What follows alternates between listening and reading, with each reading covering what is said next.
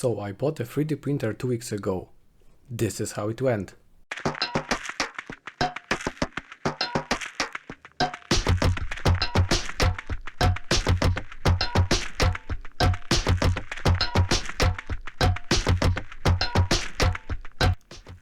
First things first, I need to introduce myself. I am professional programmer, programming mainly in C++ as embedded developer/engineer. Sometimes I need to construct something, so I am not always programming in work. I'm also programming in my free time. At some point in my life I decided that I need at least something a little different to do with my life than gaming, watching anime and programming. So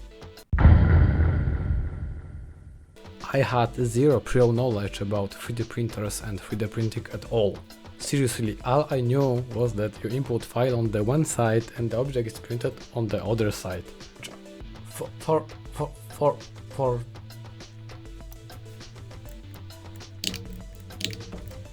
Fortunately, a friend of mine is specialist on that field and helped me choose my first printer.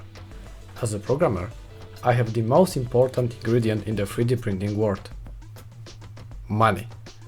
Seriously, after these 2 weeks in this big rabbit hole, I think that like 95% of issues with 3D printers could be solved with more expensive equipment. So I set the cutoff value of money I was willing to spend around $2,500.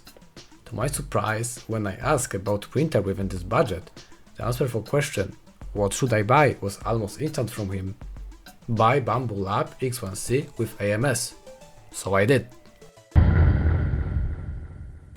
The printer came after 2 days waiting for it.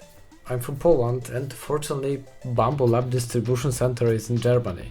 Fortunately for this case, unfortunately for basically anything else, if you know what I mean. Unpacking and setting up is straightforward and easy as long as you read everything carefully without skipping the pages online from the instruction. I totally did it. I skipped one line, this line, and I got this strange situation where I have no idea how to remove styrofoam from below the plate, but one quick search later I found out on the internet that someone also does not read lines in that simple as manual. To be honest, I got personally radioed. As a programmer I should read better. That's like 30% of my work. On the last page of manual was stated that after unpacking and unscrewing anything that should be unscrewed, loading a filament, in my case to AMS unit, you can apply glue on the plate and test printer using predefined model. I did not have the glue. I did not know if it's necessary. Again, when Google search later I learned that on my textured plate glue is not needed. Nice to know, but the bad taste remained. After successfully printing my first 3D toy, I decided I need at least some milestones to motivate my lazy ass to gathering new knowledge about 3D printing. So currently I have one major milestone. I want to be good at using 3D graphics design software and with designing. I know this is a very subjective milestone, but this is my video and this is my milestones. I'm also perfectionist, so it is possible that I never met my expectation on this one. Since we are on the subject of design, I started learning Fusion 360 right after my first 3D print. Why Fusion 360? Because Google. First result to question what software to use with 3D printing is Fusion. The interface and how to use its features are not hard or easy. Don't get me wrong, Fusion is complicated, but it's not hard. If you get used to it, you can create any regular shape you want. The funny thing is that the hardest part about Fusion is getting the free license for non-commercial use, which I am suitable to use as long as I make less than $1,000 yearly. I used Fusion in these 2 weeks so much that I started to resolve memes problems using it. You know that meme about imagining rotating apple? For some reason my ADHD autistic brain cannot comprehend imagining rotating apple. By the way, everything is fine with only Apple Core. That's strange, but whatever. If I imagine rotating Apple inside Fusion 360 board, I can rotate it along its axis. That's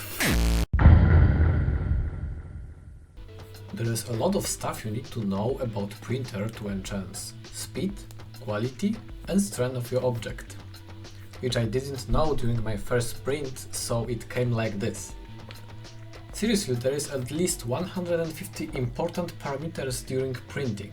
Thank God I choose X1C, which do almost everything for you. Not everything is perfect out of the box, but improving process needs time, errors, more errors, even more errors, soda break, errors, petting your dog, taking out dog from the oven. But at the end, creating something from scratch with carefully tuned parameters is very satisfying, the best feeling in the world. But there is opposite of that feeling. The feeling where you found out that your verbatim 1 kg silver filament spool is a little too big to fit into AMS unit, so you need to manually run it into bamboo spool. No video on that, because the idea of making this video came after first week, and I know I could just use external hook for it, but at that point I had no idea. After that I just repeated in cycle, designing, prototyping, tuning parameters, and at the end proper print.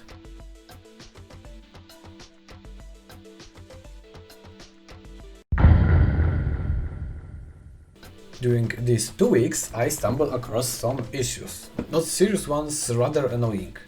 X1C is really messy. The stock nozzle wipe fails 1 out of 10 times.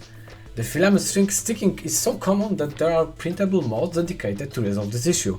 And this could ruin your print, because that string can entangle around print and pull it from bed. Pójdź, zostawiam o 13. Dobra, do 15. Ja ci kurwa dam. Do 15. Ten kalendarz tak mi nie pokazał. Oho, chyba się przewyciło. Pauzuj to. AMS for some reason do not like end of the filament spools, especially not bamboo ones. Remember that verbatim filament that I rewind? This is first one that I used, and at the end for some reason AMS pulled filament too much with too little rotation on spool. And the last issue with bamboo during these 2 weeks was soft locking during filament changes or some parameter change during the printing. If you're adjusting options, just do it either on printer or inside Bamboo Lab on PC. Otherwise, sometimes you can soft lock your printer during, for example, external filament change. The 3D printing world is exciting, complicated and challenging. But in the end of the day, the best feeling in the world is when you design something from scratch, assemble it, and it just works as intended. There are maybe other projects related to 3D printing that I want to try, but not now. Maybe in the future.